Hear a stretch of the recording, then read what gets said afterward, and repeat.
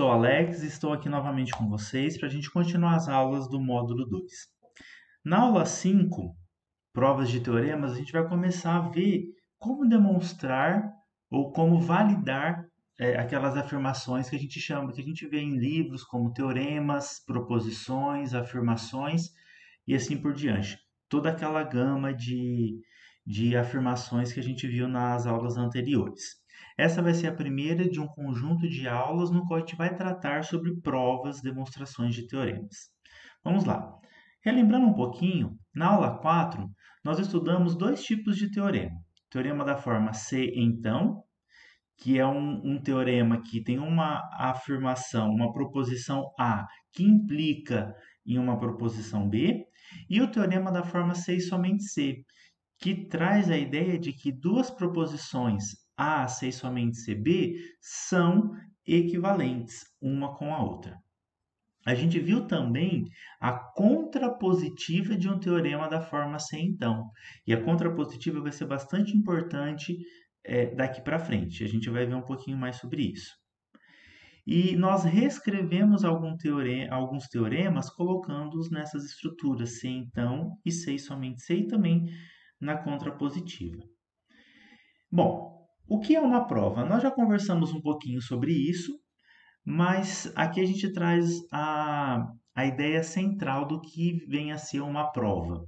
Quando a gente ouve a palavra prova, qual que é a primeira coisa que vem na nossa cabeça? Quando a gente está fazendo um curso, a gente vai ter uma prova que vai avaliar o nosso conhecimento. Ou seja, o que é a prova de uma disciplina? É um instrumento de avaliação para ver se o aluno adquiriu aqueles conhecimentos, é para testar a veracidade dos conhecimentos que o aluno adquiriu ao longo do curso. Então, a gente pode falar que uma prova é um raciocínio que nos permite mostrar de forma incontestável que uma determinada afirmação é verdadeira. Na física, algo é provado como verdadeiro se forem feitos vários experimentos e quando as respostas obtidas são sempre as mesmas. A gente viu um exemplo de experimento na matemática quando a gente falou da conjectura de Goldbach. Vocês lembram? Na matemática, experimentos não são suficientes para demonstrar a veracidade de uma afirmação. Embora a gente tenha mais de bilhões de números que satisfazem a conjectura de Goldbach, a gente não pode afirmar que ela é verdadeira, a menos que alguém apresente uma demonstração de que a afirmação é verdadeira, escrita de forma incontestável, ok? Bom, a realização de testes é bastante importante quando a gente está tratando de provar uma afirmação.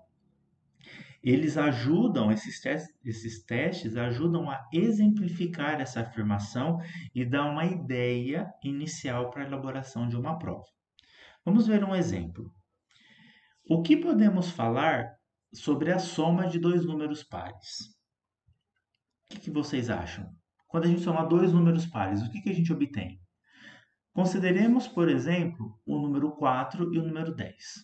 Quando a gente soma 4 com 10, obtemos 14, que também é um número par. Opa, então pera lá. Pegamos dois números pares, somamos esses dois números e obtivemos um outro número par. Consideremos agora 16 e 40. A soma 56, que também é par. 100 mais 32 é 132, que é par. 32 mais 4 é 36, que é par.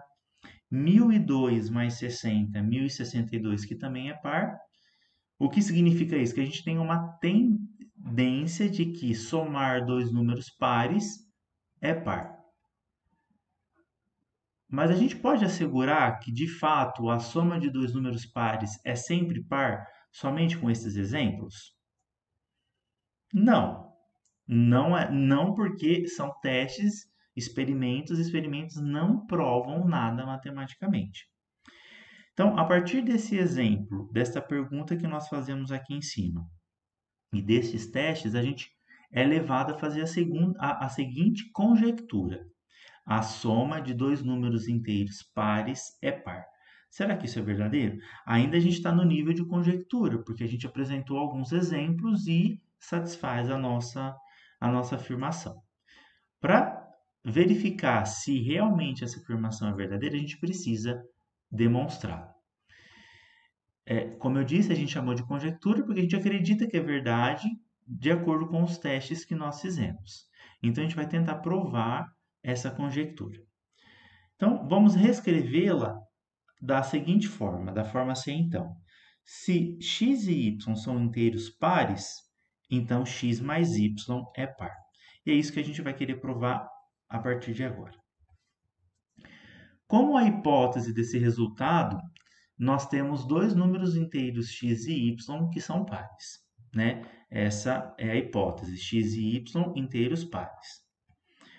E a gente quer provar a tese que x mais y, ou seja, a soma desses dois números x e y, também é um número par. A gente vai dividir essa prova em alguns passos para tentar organizá-la, ok? Então, passo 1. Nós temos por hipótese x e y números pares. Passo 2. O que significa que x e y são pares? Significa que ambos são múltiplos de 2. Ou seja, que existem números inteiros k e l inteiros, tais que x pode ser escrito como sendo 2 vezes o k e y pode ser escrito como 2 vezes o l. Vamos somar agora esses dois números. O que é x mais y? X mais y é 2k mais 2l. A gente consegue colocar o número 2 em evidência e nós obtemos x mais y igual a 2 vezes k mais l. No passo 4, a gente observa o seguinte: k e l são números inteiros. E a soma de números inteiros é também um número inteiro. Então, significa o quê? Que este k mais l é um número inteiro. Então, se a gente chamar de m igual a k mais l, nós temos m pertencente ao conjunto dos números inteiros. Portanto, a gente reescreve o passo 3 da seguinte forma: x mais y é igual a 2m, em que m é um número inteiro e, portanto, x mais y é par. E com isso a gente consegue promover essa conjectura para um teorema. Ou seja, temos o seguinte resultado: se x e y são inteiros pares, então x mais y é um número par. E a gente tem a prova escrita, não em forma de passos, mas escrita usando conectivos, que eu vou ler agora para vocês. Então, prova do teorema. Sejam x e y dois números inteiros pares. Pela definição de número par, cada um deles é divisível por 2. Assim, existem k e l números inteiros, tais que x é igual a 2k e y é igual a 2l. Dessa forma, temos x mais y igual a 2k mais 2l, que é igual a 2 vezes k mais l. Como a soma de inteiros é um inteiro, chamando m igual a k mais l pertencente aos inteiros, segue-se que x mais y é igual a 2m, ou seja, que x mais y é divisível por 2. Como todo número que é divisível por 2, a gente conclui, portanto, que x mais y é par, como queríamos demonstrar. Então, esse texto é um texto coerente, com passos lógicos que parte da hipótese de que x e y são inteiros pares e chega e conclui que a soma x mais y também é par. Ok? Então, nós percorremos um processo lógico para sair da hipótese e concluir a tese verdadeira. Ok? Essa demonstração que nós fizemos foi feita de forma direta, que é caracterizada exatamente por isso. A gente supõe a hipótese verdadeira e conclui na tese verdadeira, feita de forma direta. Uma curiosidade para vocês. Ao final de cada demonstração bem-sucedida, nós sempre terminamos a redação da prova com a seguinte expressão: como queríamos demonstrar, que é exatamente como a gente fez no slide anterior.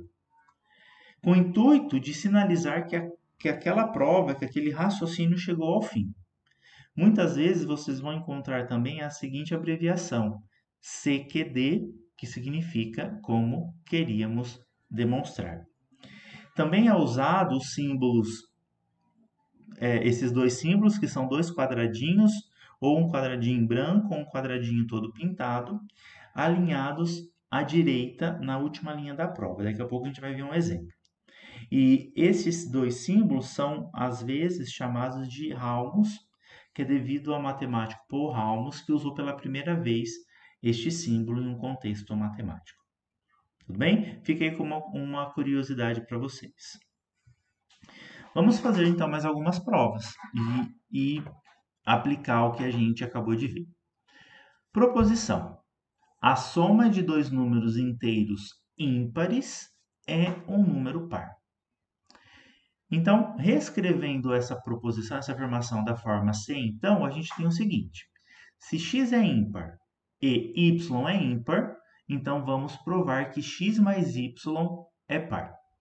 Se você quiser tentar fazer essa demonstração, pause esse vídeo neste momento e tente escrever a sua prova e depois você verifica com o que a gente faz aqui, ok? Então, seguindo, x e y são números ímpares. O que significa isso? Pela definição, existem números inteiros a e b, tais que o x é escrito como 2a mais 1 e o y é escrito como 2b mais 1. E o que isso implica? Implica que, ao somar esses dois números, x mais y, nós temos 2a mais 1 mais 2b mais 1. A gente pode juntar termos semelhantes aqui e resultamos em 2a mais 2b igual a 2. A partir de agora, o que a gente pode fazer? Como nós temos em cada uma das parcelas o número 2, nós podemos colocar o 2 em evidência. Então, nós obtemos que x mais y é igual a 2 vezes a mais b mais 1. Ou seja, a mais b mais 1 é soma de inteiros, que é um inteiro. Então, a gente pode chamar a mais b mais 1 de um número k inteiro. Portanto, x mais y pode ser escrito como sendo 2 vezes k, onde k é inteiro. Logo, o que a gente conclui? Que x mais y é um número par. E é exatamente isso que a gente queria demonstrar. E aqui a gente coloca o símbolozinho para sinalizar que a nossa demonstração está terminada. Aqui, essa demonstração a gente fez usando símbolos matemáticos, né? A gente usou o símbolo de implica, o símbolo de existe, o símbolo de pertence ao tal conjunto. Então, fica aí como exercício para vocês reescrever essa prova utilizando as suas palavras, assim como nós fizemos na demonstração do teorema anterior. Vamos para mais uma proposição. Um número inteiro é par se e somente se seu sucessor é ímpar. Bom, aqui já é um teorema, uma afirmação diferente, né? As duas anteriores eram afirmações do tipo se, então. Agora nós temos uma afirmação do tipo se e somente se. Como será que a gente prova isso? A gente viu na aula anterior que uma afirmação do tipo se e somente se é uma afirmação composta por duas afirmações do tipo se, então. Então, a gente pode reescrever essa proposição da seguinte forma: o número x é par se e somente se x mais 1 é ímpar. Né? Se a gente considera x como sendo inteiro, o sucessor dele é simplesmente somar 1 a este número. E a gente quer demonstrar agora essa proposição. Como que a gente vai demonstrar? Como essa proposição é uma biimplicação, ou seja, o lado esquerdo implica no lado direito e o lado direito implica no lado esquerdo, a gente precisa demonstrar as duas implicações. E é comum a gente falar que a gente precisa demonstrar a ida, ou seja, o lado esquerdo implica o lado direito, e também provar a volta. O lado direito implica o lado esquerdo. Então vamos lá. Vamos começar provando a ida, ou seja, a implicação da esquerda para a direita. Neste caso, nós temos x sendo par como sendo a nossa hipótese. E a nossa tese, a conclusão que a gente quer chegar, é que o x mais 1 é ímpar. Pois bem, x ser par implica que existe um inteiro a, tal que x é igual a 2 vezes a. Somando 1 a ambos os membros desta igualdade, nós obtemos o quê? X mais 1 é igual a 2a mais 1, ou seja, nós conseguimos escrever o número x mais 1 como sendo um número multiplicado por 2 mais 1. Pela definição de ímpar, x mais 1 é um número ímpar. Portanto, a nossa ida está demonstrada.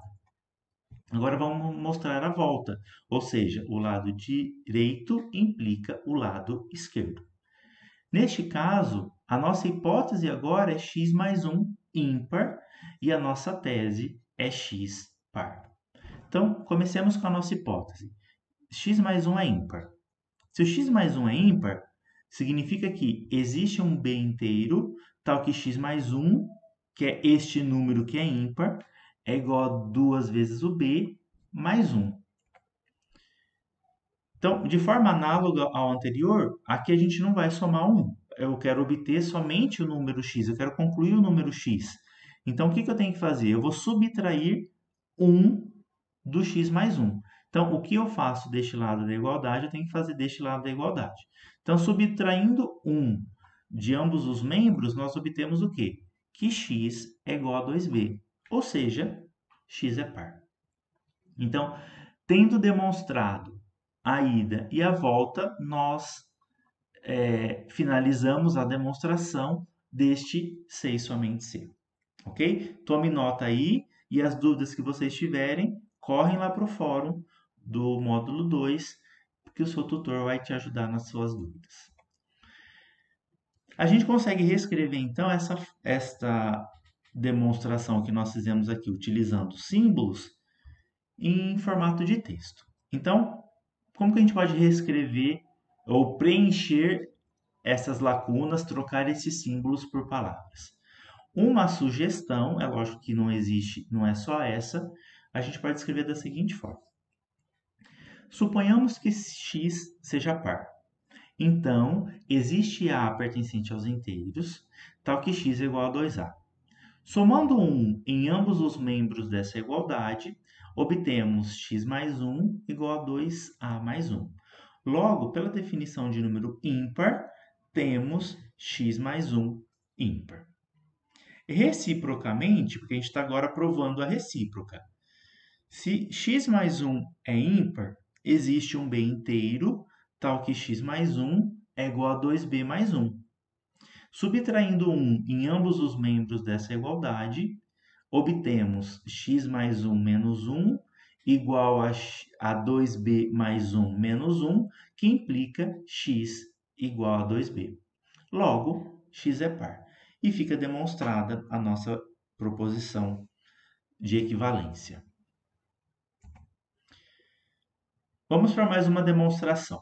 E essa demonstração e esse teorema que eu trago aqui para vocês é um teorema que o professor Nazareno deixou lá em uma das aulas do módulo 1 para a gente demonstrar. E também é um teorema da forma 6 somente C. Então, o teorema diz o seguinte: uma matriz A quadrada de ordem n é inversível se somente C, o determinante dessa matriz A, é diferente de zero. Então, vamos provar esse teorema. A ida. Na ida, nós temos como hipótese que A é inversível e a nossa tese é que o determinante de A é diferente de zero. Então, Se A é inversível, significa que A vezes a sua inversa é igual à matriz identidade de ordem n. Isso implica o quê? Que, como é uma igualdade, eu posso aplicar o determinante em ambos os lados dessa igualdade, porque isso é uma matriz e esse elemento é uma matriz. Muito bem, então nós temos que o determinante de A vezes A menos 1 é igual ao determinante da matriz identidade. Por algumas propriedades de determinantes que vocês já viram, o determinante da multiplicação de matrizes é igual à multiplicação dos determinantes. Então, o determinante de A vezes A menos 1 é igual ao determinante de A vezes o determinante de A menos 1. E o determinante da matriz identidade é igual a 1. Então, o que a gente conclui? Que o determinante de A tem que ser diferente de zero. Por quê?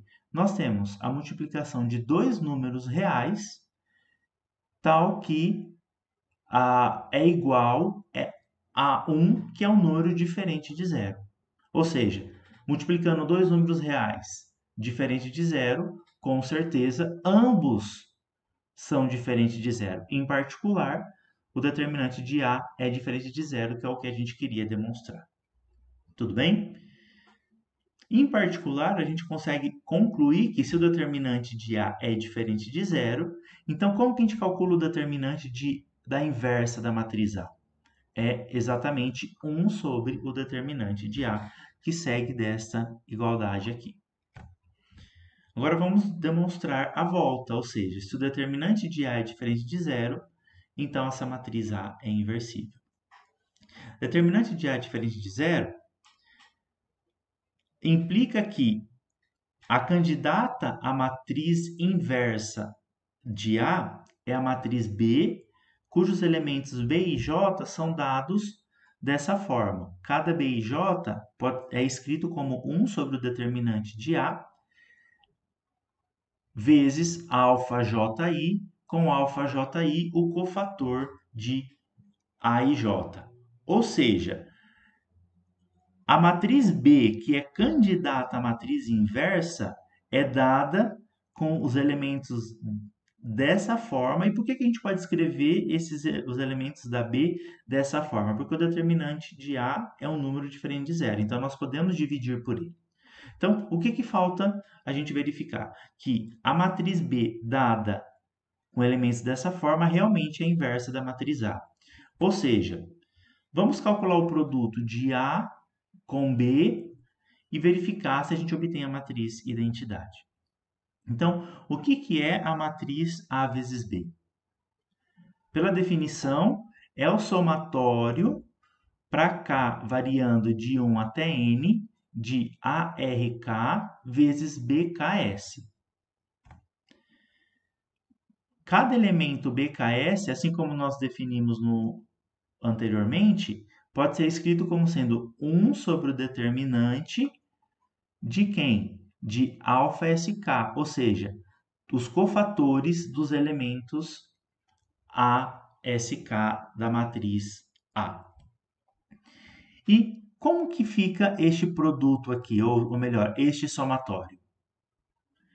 Se R for igual a S, ou seja, na diagonal principal, nós temos determinante de A sobre determinante de A, que é este elemento aqui, e isso é igual a 1. E para todos os outros elementos da matriz A vezes B, tal que R é diferente de S, vai dar zero. Ou seja, que matriz é essa daqui? É a matriz identidade. E aqui a gente termina a nossa demonstração. O objetivo aqui não é de fato ensinar essa demonstração. O objetivo dessa aula é mostrar a técnica da demonstração. Então, se ficou alguma dúvida aqui nessa demonstração, vocês vão ter à disposição essa aula, o PDF desses slides, e vocês podem verificar, e qualquer dúvida vocês perguntam para os tutores de vocês. Então, a gente termina essa aula aqui nessa demonstração e vamos nos preparando para aprender um pouco mais de técnicas de demonstração nas próximas aulas, tudo bem? Um abraço e até a próxima!